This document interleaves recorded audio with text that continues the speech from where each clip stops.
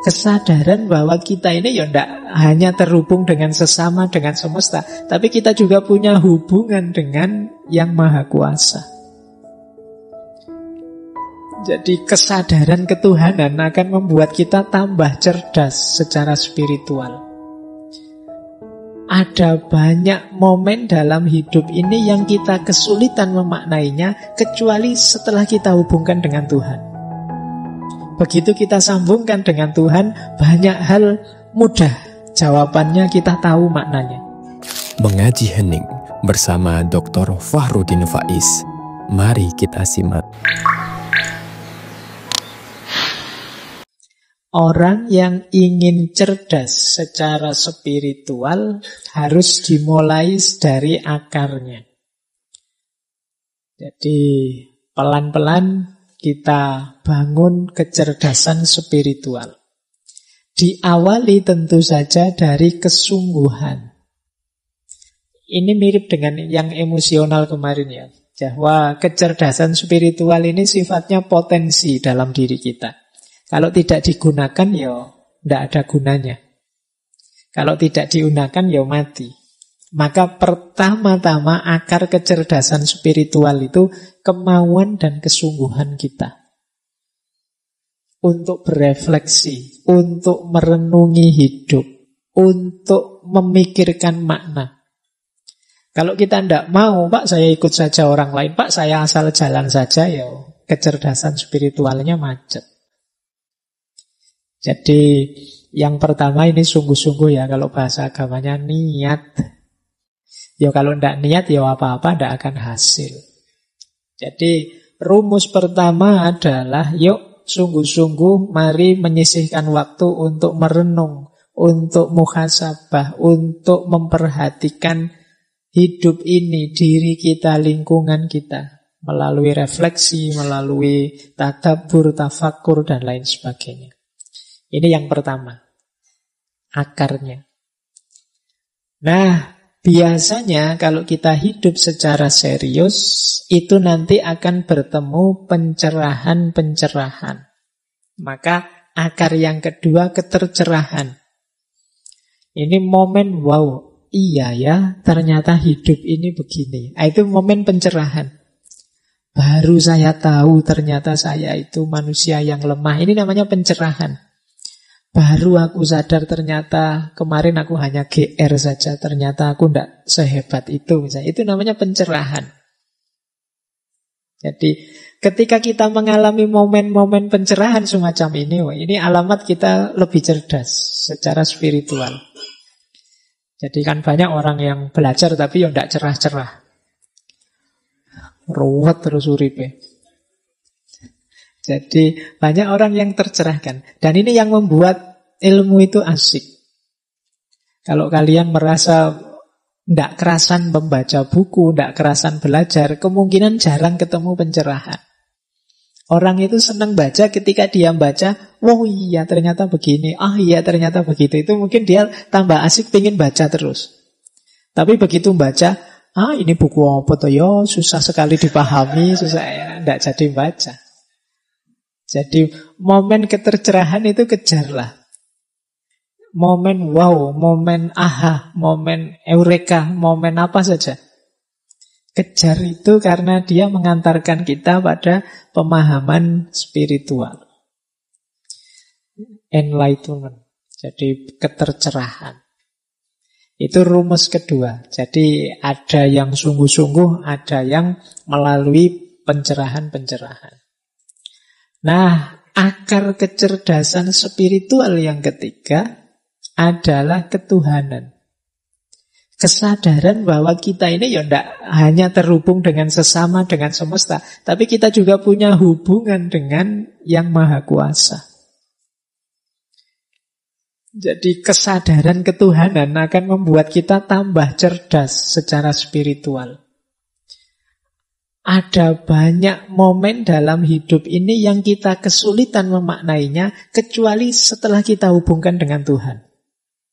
Begitu kita sambungkan dengan Tuhan, banyak hal mudah. Jawabannya kita tahu maknanya. Kenapa ya? Saya sudah belajar sungguh-sungguh, saya sudah kerja keras, saya sudah berkorban banyak, kok masih gagal. Sementara dia tidak ngapa-ngapain, cengenges-cengenges akarepe dhewe. Kok ya sukses? Nah, itu kalau kita kejar jawabannya sendiri sulit kita ketemu. Tapi begitu kita hubungkan dengan Tuhan, jawabannya lebih mudah. Ada banyak momen yang makna dan jawabannya lebih mudah ketika kita sadar hubungan hidup ini dengan Tuhan. Loh, kesadaran keterhubungan dengan Tuhan ini hanya orang-orang yang cerdas spiritual yang mampu. Jadi kalau ada momen peristiwa apapun, dia membacanya selalu melibatkan Tuhan. Kita kan kadang-kadang lupa bahwa kita punya Tuhan. Akhirnya kita kalau gembira terus jadi sombong, kalau dapat anugerah jadi sombong, dapat kesulitan terus putus asa. Ada sumpek sedikit terus rasanya dunia gelap. Ini namanya kita lupa kalau kita punya Tuhan. Nah, itu indikasi kita kurang cerdas secara spiritual. Pak, saya itu sudah hitung sampai yang sekecil-kecilnya loh. Kok masih gagal saja? Ya, itu kan kamu berhenti di dirimu sendiri. Kamu lupa bahwa ada Tuhan. Maka akar ketiga dari kecerdasan spiritual itu ketuhanan. Yang keempat, kecerdasan spiritual itu juga mengakar pada pengalaman. Jadi pengalaman inilah nanti yang jadi dasar kecerdasan, kepekaan juga kita secara spiritual. Kalau bahasa psikologi ada habit of mind. Pikiran kita terkondisikan peka dengan aspek makna, aspek spiritual. Itu mungkin bisa diawali dari pengalaman kita sejak kecil. Mungkin yang ngalami dulu ngaji di kampung, ngalami sama bapak ibu dipaksa sholat jamaah dan lain sebagainya. Itu kan pengalaman-pengalaman spiritual waktu kecil. Yang ini akan jadi habit kita. Jadi kebiasaan kita. Yang itu rasanya kita tidak enak kalau tidak begitu. Nah, itu buah dari pengalaman. Yang rajin sholat, ketika satu waktu terpaksa tidak sholat, itu kan rasanya ganjel. Sebaliknya juga begitu, yang tidak pernah sholat kok tiba-tiba sholat, itu kan momen mengesankan juga. Jadi, nah, yuk dari pengalaman terbangun habit of mind tadi. Jadi orang yang karakternya baik itu yuk biasanya karena memang dia dibiasakan dalam pengalamannya. Karakter-karakter yang baik. Sehingga terus karakter itu mengakar dalam dirinya. Nah, jadi akar selanjutnya pengalaman. Ya, pengalaman itu ada yang, kalau dalam ranah spiritual ada yang khas dua, selain pengalaman biasa yang dibiasakan tadi. Yang pertama adalah pengalaman luar biasa dalam bentuk pengetahuan. Dan yang kedua pengalaman luar biasa dalam bentuk trauma. Pengalaman luar biasa dalam bentuk pengetahuan itu kalau dalam agama kadang menyebutnya ya pengetahuan intuitif atau kadang disebut laduni. Yang kita tidak belajar tiba-tiba paham. Kan ada ketercerahan itu saat kita membaca tercerahkan. Ada yang tidak baca tapi tercerahkan. Nah, ini pengalaman luar biasa juga. Ini bisa juga menumbuhkan kesadaran dan kecerdasan spiritual. Jadi yang sifatnya intuitif. Wow-nya tidak melalui proses biasa. Ini juga jenis pengalaman. Ada juga pengalaman traumatik. Kalau pengalaman traumatik ini pengalaman luar biasa yang membuat trauma. Cuma traumanya efeknya positif. Geser ke ranah spiritual. Misalnya setelah di DO baru sadar bahwa ternyata Tuhan itu maha kuasa. Nah, ini kan traumatik, tapi terus membawa ke ranah spiritualitas. Begitu patah hati baru ingat, wah aku selama ini melupakan Tuhan, ternyata terlalu banyak ingat pacar saja kok lupa sama Tuhan misalnya. Terus jadi trauma yang membawa ke arah spiritualitas, melahirkan pengalaman-pengalaman baru spiritual. Nah, ini juga termasuk bagian dari kecerdasan spiritual. Nah, yang terakhir, kecerdasan spiritual itu juga muncul dalam interaksi kita dengan sesama. kepedulian kita dengan sesama. Orang merasakan nikmatnya bersedekah, merasakan asiknya berkorban, merasakan indahnya berbagi dan lain sebagainya. Itu juga bagian dari kecerdasan spiritual. Orang yang tidak cerdas secara spiritual mungkin egois, diajak berbagi tidak mau, tidak peduli dengan sesama, waktunya disuruh korban, ala wong sunnah saja tidak wajib dan lain sebagainya. Pokoknya alasannya oke. Nah, jadi ini akar-akar. Carilah akar-akar ini yang memungkinkan kita tambah cerdas secara spiritual. Kesungguhan, kemudian ketercerahan. Cari momen-momen yang membawa kita pada pencerahan-pencerahan. Kalau males baca, yo dengerin YouTube atau apalah gitu. Yang penting membaca sekitar juga tidak masalah. Siapa tahu nanti dapat semacam ilham, intuisi, wawasan baru atau apa. Kejar itu. Kemudian juga sadari keterhubungan kita terus-menerus dengan Tuhan. Bahwa hidup ini ya selalu berada dalam hubungan dengan Tuhan. Perkaya pengalaman-pengalaman spiritual. Sehingga dia akan jadi habit, tabiat kita. Dan jangan lupa kepedulian sesama. Itu melahirkan kepekaan dan kecerdasan spiritual juga. Kejar momen-momen ini biar kita tambah cerdas secara spiritual. Kuncinya nanti di sini. Baik, saya lanjut. Nah, kalau ini prinsip-prinsipnya. Jadi, kecerdasan spiritual itu sedikitnya punya 12 prinsip. Kalau tadi kan akarnya. Kalau ini jalannya itu melalui 12 rute ini. Yang pertama, kecerdasan spiritual itu memerlukan kerendahan diri. Kesadaran diri. Kerendahan hati nanti. Jadi kesadaran diri itu ya sama seperti di emosi kemarin ya. Ayo dipahami. Jadi sadar itu tidak sekedar tidak tidur. Kalau di spiritual sadar itu berarti kita hidup ini punya makna. Punya nilai. Banyak orang yang rutinitas, hidupnya rasanya kayak robot, tidak bisa menjawab makna. Ya menjawab makna itu di situ bertanya mengapa. Mengapa sih harus ngaji? Mengapa sih harus seminggu sekali? Mengapa kok namanya ngaji filsafat? Mengapa kok? Nah itu pertanyaan-pertanyaan ini kan menggelisahkan. Tapi kalau kita bisa menjawab, disitulah kita sebenarnya hidup dengan bermakna. Tidak sekedar menjalani rutinitas hidup. Jadi yang pertama itu kesadaran diri. Yang kedua spontanitas. Ini menarik ya. Spontanitas itu maksudnya apa sih? Kita itu jadi orang baik, jadi orang yang peduli, jadi orang yang religius, spiritual itu keluarnya otomatis. Kenapa keluarnya otomatis? Karena sudah kita biasakan begitu. Tidak pakai dipikir dulu. Wah ini saya sedekah apa enggak ya? Kalau sedekah uangku sekian, nanti tinggal sekian. Padahal itu panjang. Kalau dipikir panjang, enggak otomatis keluar. Itu sebenarnya belum mendarah daging, belum mengakar. Kalau sudah karakter dermawan itu mendarah daging, begitu ada dorongan untuk sedekah, sedekah saja. Itu namanya spontan. Melakukan kebaikan secara spontan. Ini mirip di definisi akhlak oleh para filosof muslim seperti Ibnu Miskawai, Imam Ghazali. Itu kan mendefinisikan akhlak itu cirinya antara lain spontanitas ini. Perbuatan baik yang sejati itu di antara cirinya spontan. Tidak pakai uhui ya. Kalian nonton TV nanti saya ngomong spontan, kalian uhui. Jadi otomatis keluar. Tidak pakai dipikir lagi.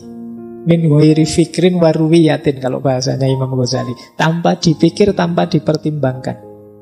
Kalau ada teman butuh pertolongan, langsung otomatis ditolong begitu saja. Tidak terlalu mikir panjang. Berarti apa? Kebaikannya sudah tertanam dalam diri. Keluarnya yaitu sudah otomatis. Kalau pakai dipikir panjang ya bukan kebaikan biasanya, hanya pencitraan. Mikir sih tuh, wow ini saya bantu ndak ya, saya traktir ndak ya, kalau saya traktir aku rugi berapa, kira-kira besok dapat balasannya ndak. Itu panjang. Kalau ini masih belum jadi orang baik. Orang baik itu ya sudah, pokoknya aku yang traktir, yang bayar. Nah, itu ciri kedua. Jadi kebaikan spiritual, kecerdasan spiritual antara lain cirinya spontanitas dalam perbuatan baik.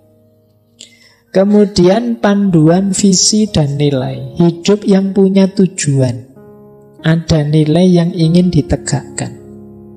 Ini nyambung dengan tadi ya, hidup yang tidak asal-asalan. Ini ciri yang ketiga. Yang keempat, keutuhan. Keutuhan itu melihatnya tidak sempit, tidak hanya untuk kepentingan dirinya saja. Jadi menjalankan segala sesuatu, memutuskan segala sesuatu dengan mempertimbangkan yo aku, yo yang lain, ya semesta termasuk ketuhanan. Jadi tidak hanya ingin senangnya sendiri. Jadi membaca sesuatu itu utuh, tidak egois. Kemudian kasih sayang. Kalau ini tidak perlu saya jelaskan, teman-teman sudah hafal. Hidup yang penuh kasih dan sayang. Kemudian kuat berbeda. Jadi mampu merayakan keragaman. Karena mampu membaca secara luas dan utuh, biasanya terus bisa merayakan keragaman. Merayakan itu menikmati keragaman. Selama ini banyak di antara kita yang gelisah, tidak tenang hidupnya karena ada yang beda dengan kita. Saya agamanya A, dia agamanya B. Wah, tidak tenang aku. Sulit menyikapi perbedaan. Saya tipenya ini, dia tipenya itu. Saya alirannya ini, dia alirannya itu. Mbok kalau bisa orang itu alirannya sama kayak saya semua. Yang lain ikutlah saya semua. Kalau tidak ikut aku gelisah. Ini namanya tidak bisa menikmati keragaman. Ya, padahal Al-Quran kan sudah jelas menegaskan ya, syir'atan wa minhajan, su'uba wa qabail, dan macam-macam mengindikasikan bahwa keragaman itu sunatullah. Tapi kita sering jadi orang yang tidak terima, tidak puas dengan keragaman itu, tidak bisa menikmati keragaman. Nah, ini berarti apa? Kecerdasan spiritualnya kurang tinggi, perlu di-upgrade lagi. Selanjutnya, orang yang cerdas spiritual itu tidak tergantung. Kita dengan sesama saling membutuhkan, tapi tidak tergantung. Bedakan saling membantu dengan ketergantungan. Kalau ketergantungan itu pokoknya kalau tidak kamu ya hidupku hancur, sudah selesai. Itu ketergantungan namanya. Harus kamu. Kalau ndak kopi merek ini, atau kalau ndak rokok merek itu, ndak pokoknya. Itu namanya ketergantungan. Jadi ketergantungan itu nanti diantara indikasi orang tidak bisa menikmati keragaman. Ya kalau dalam Islam kan satu-satunya yang ditolerir itu ketergantungan kepada Allah. Allahus Somad, satu-satunya tempat bergantung itu Allah. Kalau pada yang selain Allah jangan tergantung, nanti kamu kecewa. Jadi ketergantungan menunjukkan kecerdasan spiritual kita kurang tinggi. Nah, selanjutnya rendah hati. Bukan rendah diri ya, ada beda. Kalau yang awal itu sadar diri. Kalau yang ini rendah hati. Kalau rendah diri kan minder, tidak bersyukur. Kalau rendah hati itu lawannya tidak sombong. Jadi tidak meninggikan diri. Sadar bahwa aku ini banyak kelemahan. Yang di antara kelemahan ini bisa teratasi kalau aku berhubungan dengan orang lain, berhubungan dengan sesama, dengan semesta, berhubungan dengan Tuhan. Nah, ini namanya kerendah hatian. Orang yang sadar kelemahan dirinya itu biasanya tidak sombong. Baik, terus prinsip spiritual, kecerdasan spiritual yang lain adalah itu tadi ya, bertanya mengapa. Pertanyaan mengapa itu pertanyaan sangat filosofis. Kalau teman-teman ingin jadi orang pintar, sering-sering bertanya mengapa. Meskipun ini menjengkelkan. Iya. Jadi mengapa kok harus ngaji filsafat? Ya biar kita ngerti filsafat. Mengapa kok kita harus ngerti filsafat? Ya karena filsafat itu penting untuk dunia. Karena filsafat itu melatih kita untuk berpikir kritis. Mengapa kita harus berpikir kritis? Nah itu kan jengkel kamu ditanya gitu terus. Loh, tapi justru itu menunjukkan kita sadar. Ini yang disebut oleh Sokrates itu hidup yang diuji. Jadi kata Sokrates, hidup yang tidak diuji itu hidup yang tidak berharga. Hidup yang berharga itu yang kita uji. Mengapa kok kuliah di kampus itu? Kok ambil jurusan itu? Itu harus tahu jawabannya. Kalau tidak, berarti kemarin asal-asalan.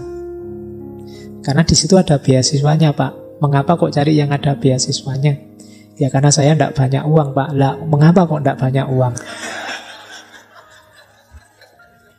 Iya, karena saya males, Pak. Lah mengapa kok males? Oh itu kamu bisa stres itu mendadak. Oke, tapi itu bagian dari kecerdasan spiritual. Hidup yang tidak asal, hidup yang bermakna. Nah, selanjutnya di antara ciri kecerdasan spiritual adalah kemampuan reframe. Kemampuan reframe itu memberi frame ulang, memberi makna baru. Kadang dalam hidup ini kita perlu memberi makna baru. Misalnya ada teman-teman, wah Pak akhirnya kuliah saya gagal Pak. Nah, misalnya ini contoh. Loh ini kan frame-mu frame kegagalan. Mungkin bisa kamu kasih frame baru. Saya berarti perlu tantangan yang baru selain kuliah Pak. Itu namanya reframe. Ini bukan kegagalan bagi saya Pak, tapi kebebasan. Nah, ini namanya reframe. Jadi di antara ciri orang yang cerdas spiritual itu mampu memberi frame baru. Orang yang sulit memberi frame baru itu nanti mudah putus asa. Kalau pas hidupnya sulit, kalau pas hidupnya senang mudah terlena. Justru dengan frame baru ini kendali dirinya lebih kuat. Iya sih, saya ini sekarang baru unggul menang. Tapi manusia itu mana ada yang sukses terus. Nah, ini saatnya saya harus hati-hati. Ini namanya reframe. Kemampuan reframe ini penting dalam hidup kita. Biar kita tidak putus asa dan juga tidak lupa diri. Kemudian sikap positif menghadapi masalah. Itu juga ciri-ciri orang cerdas spiritual. Tidak ada masalah yang harus diratapi sampai sedemikian rupa atau diputus asai sampai sedemikian rupa. Masalah itu jembatan kita untuk berkembang. Kalau tidak ada masalah, ya kapan kita bisa berkembang? Kalau kita di zona nyaman saja, kapan kita bisa jadi lebih baik? Nah, orang yang cerdas spiritual, dia bisa bersikap positif terhadap masalah. Yang terakhir, prinsip kecerdasan spiritual itu adalah dorongan untuk berkarya, berkontribusi. Jadi hidupnya tidak egois.